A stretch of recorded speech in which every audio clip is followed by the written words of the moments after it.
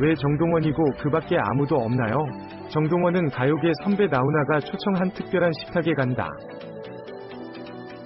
정통 트로트 장르를 잇는 젊은 후배 가수로 각오가 있다면 나훈아 선배님은 모든 후배들한테 영원한 롤 모델이죠. 데뷔 이후 늘 전설로만 알고 듣던 나훈아 대선배님을 가까이서 뵙은 것만으로 영광이었어요. 지난 후배 사랑을 담은 말씀마다 공감이 갔고 표정 하나에도 진정성이 느껴졌어요. 함께한 시간이 저한테는 매 순간 떨림이었습니다. 평소 저는 방송에서도 선배님 노래를 많이 불렀어요. 신인 때부터 정통 트로트 스타일을 고수해서인지 가요 무대 같은 대선 선배님 노래 선곡을 많이 하게 되더라고요. 선배님처럼 트로트의 깊은 맛을 알고 부르고 싶죠. 다행스럽게 요즘엔 그 느낌을 조금은 알 것도 같아요.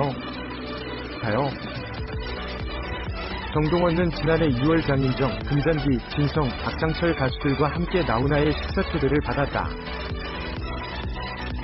당시 나훈아는 가요계 후배들의 고충을 들으며 덕담하는 시간을 가졌다. 정동원은 나훈아 선배님을 만나 뵙고 온 이후로 가수로서 뭔가 더 진중해지는 느낌을 받았다고 했다. 가요 무대에서 홍시해변의 여인 같은 나훈아 히트곡을 많이 부른 그는 나훈아 콘서트에도 가장 먼저 티켓을 구해 달려갈 만큼 열성파다. 그는 선배님 공연을 보면서 대중스타의 쇼란 바로 이런 것이란 걸 새삼 느꼈다고 말하기도 했다. 정동원은 나훈아를 만나고 돌아온 후 자신의 SNS에 나훈아 선생님을 만난 오늘 꿈은 이루어졌다. 금잔디 종일 얼음 상태.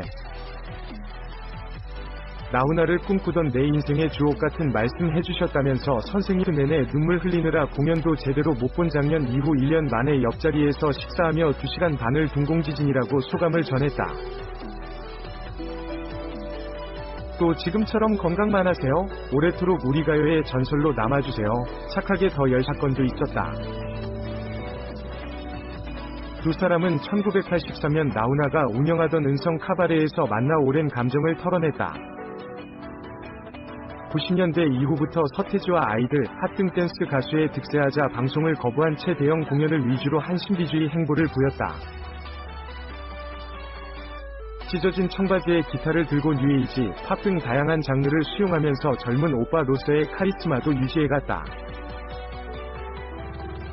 괴담 기자회견에서만 보더라도 깔끔한 수트의 은발의 말총머리가 중년의 섹시미로 부각되면서 수컷의 상징처럼 부각됐다.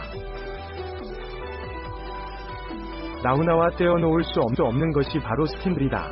데뷔 초 11세 연상의 톱스타 김지미와의 동거설부터 2008년 글래머 여배우 K와의 연문설 등 다양한 스캔들에도 휩싸였다. 공식적인 결혼도 무려 3번. 1973년 배우 고은아의 사촌인 이수키 씨와 결혼한 그는 이후 공군에 입대했다. 하지만 전역을 몇 개월 앞두고 김지미와 동거설에 휩싸였다. 결국 이 씨와 이혼한 뒤 1976년 김지미와 결혼식을 올렸다. 이후 은퇴를 선언한 뒤 대전에 데려가 5년간 초원이란 식당을 운영했지만 대문 앞엔 기자들의 망원렌즈가 떠나지 않았다. 1981년 이혼한 그는 기왕 불화설이 난 김에 헤어진다 라는 말을 남기며 전 재산을 김지미에게 내줬다. 그 뒤 가요계 재기에 성공한 나훈아는 1983년 14세 연하의 신인가수 정혜인과 결혼해 일남일녀를 두고 있다. 아내와 아이들은 하와이에 거주 중이지만 결혼 생활 중간중간 여러 스캔들이 터졌다. 2007년 세종문화회관 공연을 갑자기 취소하고 잠적하면서 이혼설이 나돌기도 했다. 나훈아는 가수가 안 됐으면 사업가가 됐을 것이다. 아니면 건달이 되어서 감방에 갔을 수도 있다고 말했다. 호방하고 대범한 그의 성격을 말해주는 대목이다. 다만 스타는 하늘의 별과 같아야 된다면서 극도의 신비주의를 고수해왔다. 이 때문에 나이부터 논란이다. 1947년 생이라고 공식 홈페이지에서 밝혔지만 지인들은 주민등록증 상으론 1951년생이라고 말한다. 가수협회의 한 관계자는 공식 나이와 실제 나이가 달라서 그의 지인에게 물어봤더니 호적 신고가 좀 늦게 된 것이라고 하더라고 귀띔했다.